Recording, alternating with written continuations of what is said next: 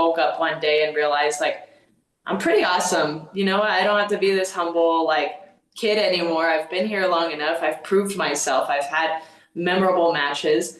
And that's kind of how my mind started thinking and where I'm at.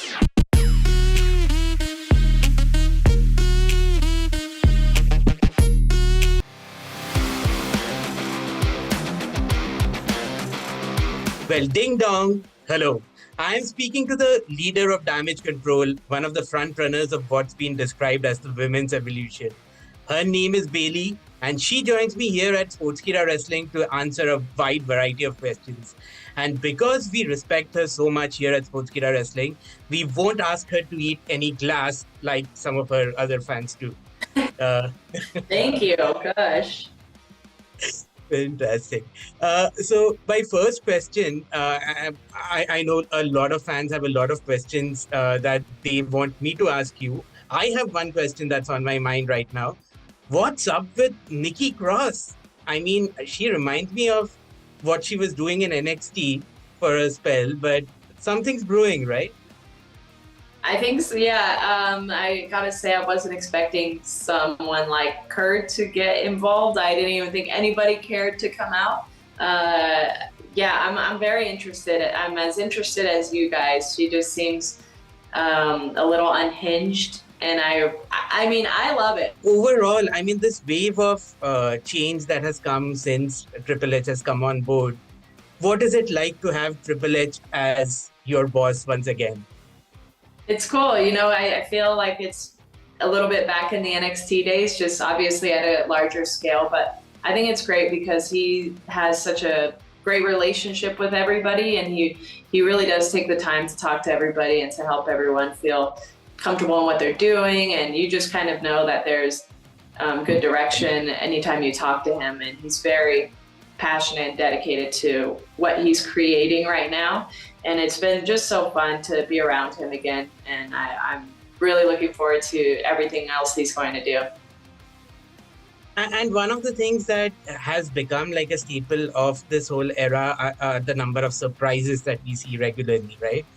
So one of the things that we had been seeing on social media, and we even saw it all culminate on Raw, was the confrontation between you and Trish Stratus. I thought as a fan that it was leading to a match. I would have loved to see the match. Do you expect it to happen at some point? I don't know. She just never came back, you know? She only wants to show up in Toronto, which, come on, like, if you want to be around, if you want to be on our show, then you got to show up more than once. You got to show up in California, show up where I'm from, you know?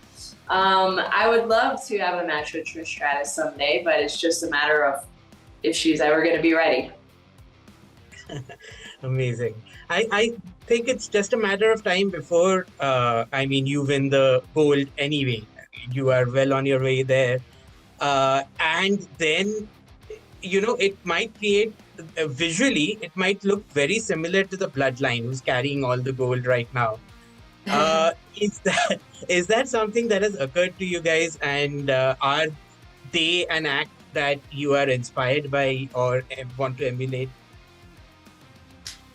I don't want to emulate anybody. I love the Bloodline, love the Usos, but we just want to be our own. We want to be remembered for what we did and how we stood on our own and kind of carved our own path. But all we're focused on right now is just winning and staying at the top and really showing the rest of the division how things should have been going this whole time. All right. So there is so much depth in the women's roster at this point in time right now. Probably more than any other time, and especially since Triple H has come back and assumed control again. I spoke to Solo, thanks to the guys at SONY. And one of the things that he said was that he's looking for the Intercontinental Championship and the United States Championship, again, for the visual of everyone carrying the gold in the Bloodline. Do you think the women need a Intercontinental Championship or a United States Championship as well? I mean, it wouldn't hurt. It would be nice to have another title, but I think it's just going to take time. You know, when we wanted those women's tag team titles, it took a long time, and it took someone actually fighting for them. So if that's what we want, someone has to stand up for it and really fight for it and prove that it's going to be a benefit to the division. Absolutely. So I had interviewed you a long time ago, but that is when everyone was calling you the second coming of John Cena, the female John Cena. And obviously we have had come a long way since then. I mean, to put it very mildly. Are you more comfortable playing this character as opposed to the one you were playing then? Because you were great at that, but you are probably even better at this. I honestly think that what I've been doing throughout my career has kind of just aligned with who I am as a person. And you know what I was doing probably when you interviewed me, I was very young in my career and very still new to WWE and just kind of trying to make it still in my mind. And once I kind of got over this hump and kind of woke up one day and realized like, I'm pretty awesome. You know, I don't have to be this humble like kid anymore. I've been here long enough. I've proved myself. I've had memorable matches. And that's kind of how my mind started thinking, and where I'm at now just kept growing and growing. So I think I've been evolving with myself personally with my characters at the same time. So I feel very comfortable with where I am right now. But even having said that, I mean, the kind of hatred, to put it mildly, I mean, from the crowd, you guys made Becky Lynch, who was probably the most hated person in WWE at one time, become a fan favorite out of the blue. So what is that also like a feud that you're looking forward to when Becky Lynch comes back, and she probably comes for you guys?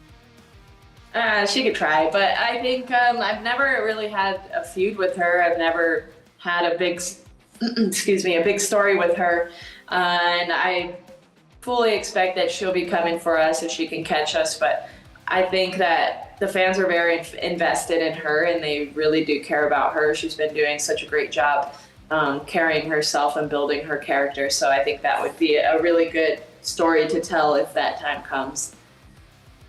It certainly would. And one of those pairings that we didn't know would be great until it happened was you and Seth Rollins. Somehow the kind of chemistry that you guys had on camera was just something else. What do you think both of you bring to the table, and what do the two of you have in common that is so special?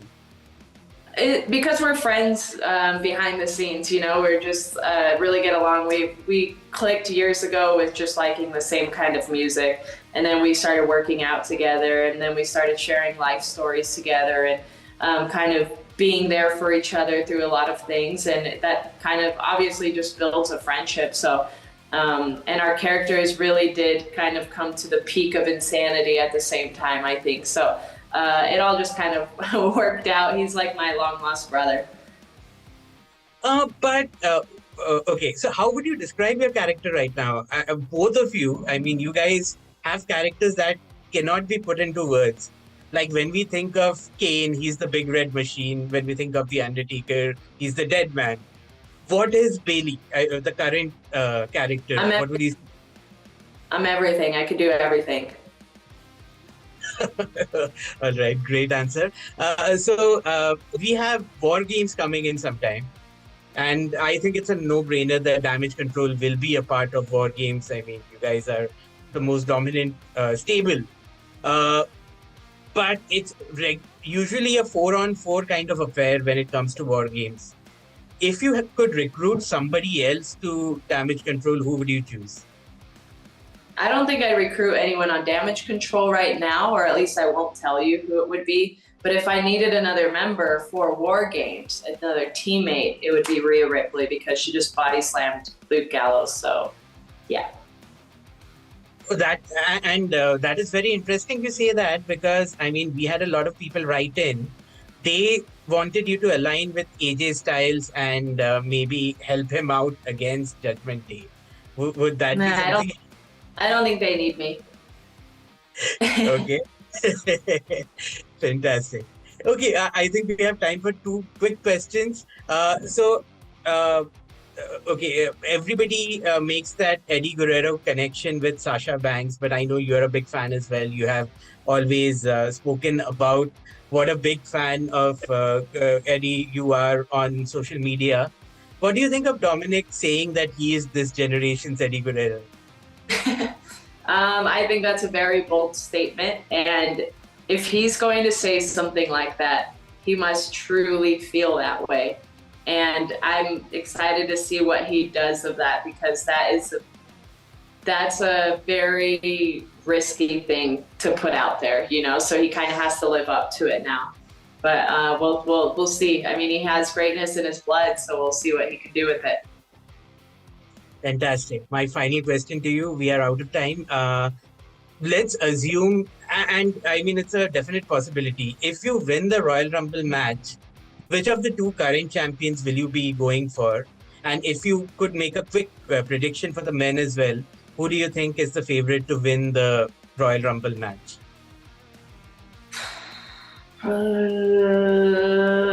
going to vote for Solo Sikoa, because he's just incredible. Awesome. And he's on high right now. Him or Madcap Moss. That could be a good one too. And then for the women, let's say me. Or Io or Dakota, whichever one. No, absolutely. But which of the two champions would you go for? I mean, would it be the... I'm not telling you.